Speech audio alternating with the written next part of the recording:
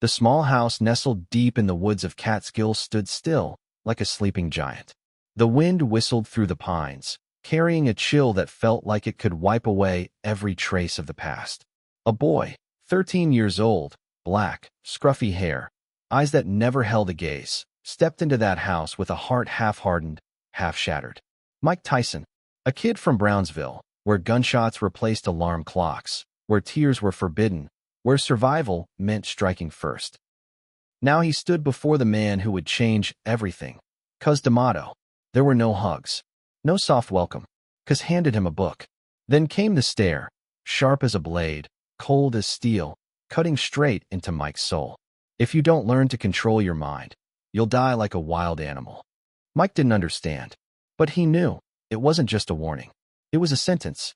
From that moment, Mike's life was rewritten in the language of discipline. 6 a.m., wake up. 6:10, run. 8 o'clock, boxing. 11:00, schoolwork. 3 p.m., more training. 6 o'clock, dinner. 8 o'clock, reading.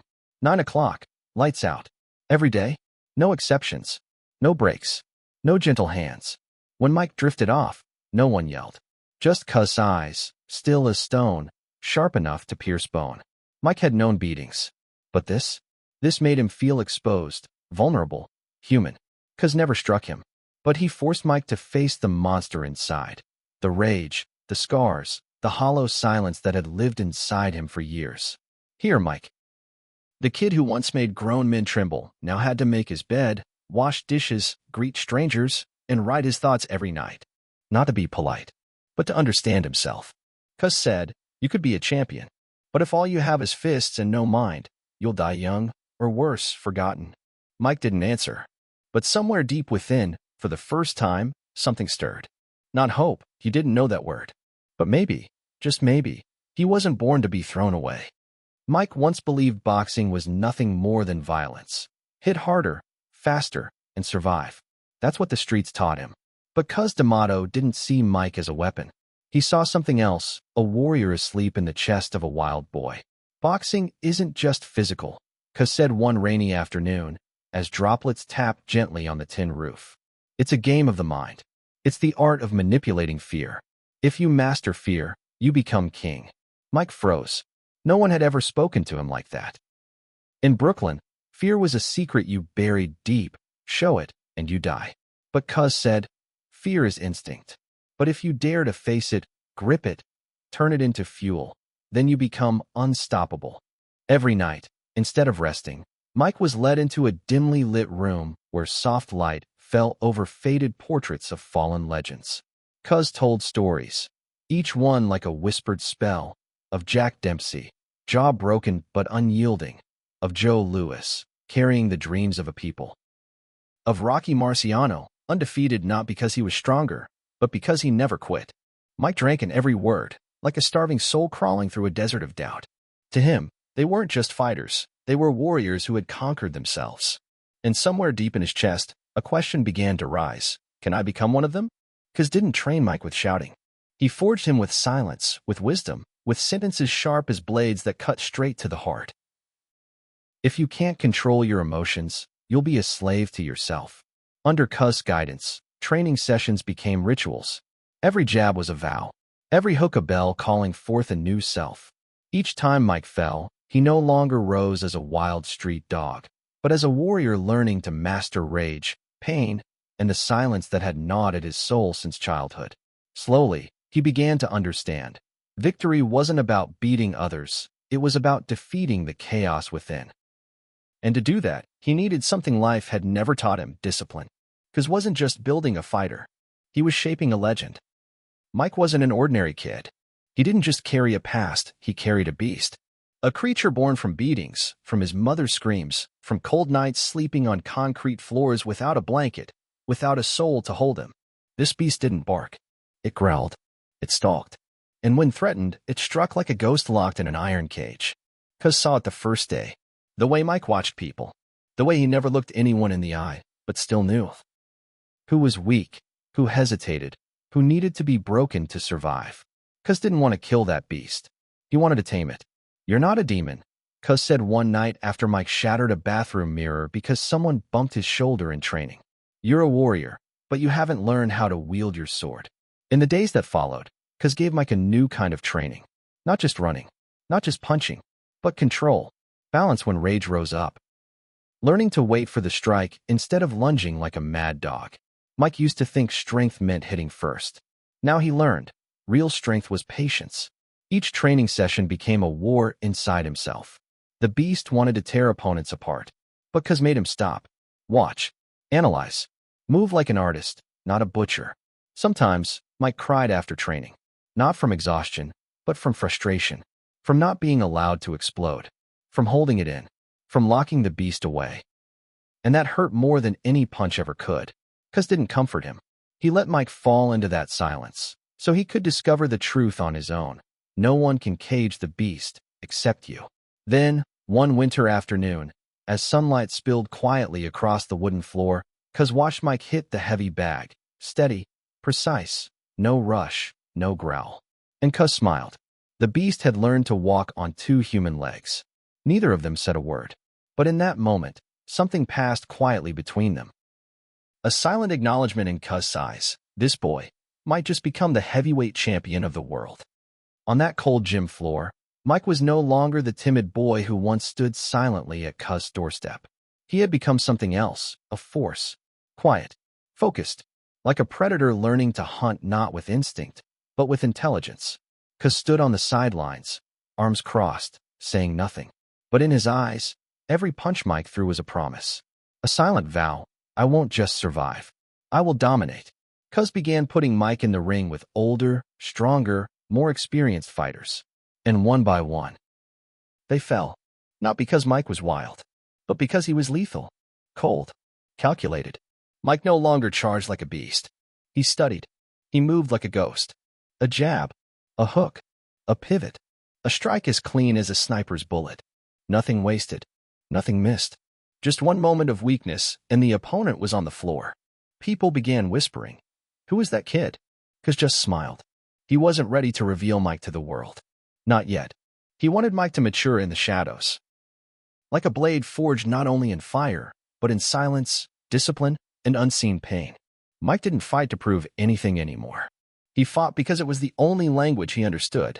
Every punch was a scream from the past. Every knockout was a way to reclaim his right to be human, something life had never handed him fairly.